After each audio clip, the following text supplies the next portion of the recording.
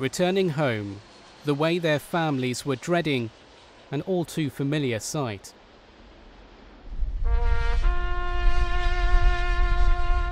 Coffins draped with the Union Jack, a distressing reminder of the cost of the war in Afghanistan.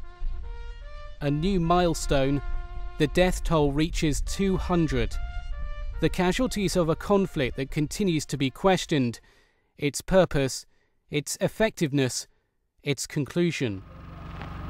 What's not questioned is the bravery of the men and women who have died for their country.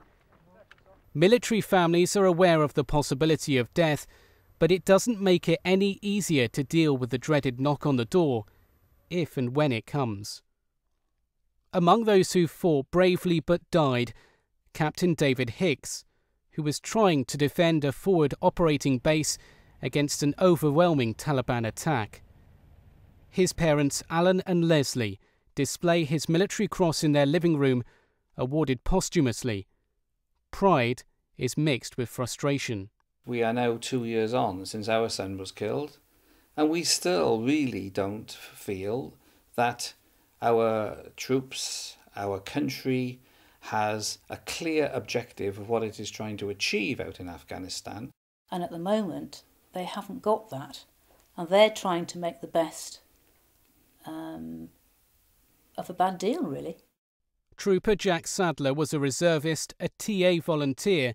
His vehicle hit by an explosion. His father Ian runs an army surplus store in Exmouth now and spends a lot of his time campaigning for better military equipment. Yeah, I think it's unfortunate they don't get the level of support they deserve. If you don't give the people the tools to do the job properly, a lot of them are going to come home in boxes.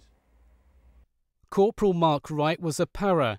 He died trying to save fellow soldiers caught in a minefield. The 27-year-old was awarded the George Cross.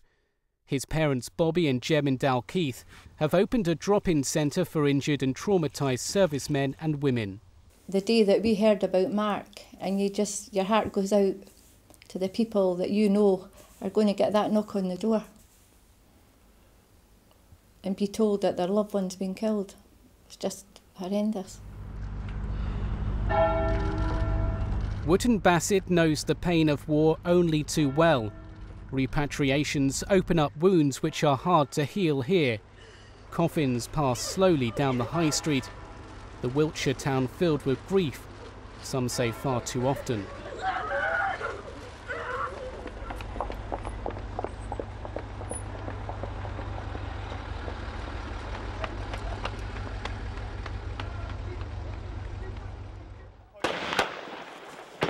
Campaigners claim the military efforts against the Taliban aren't working, but compounding the issue.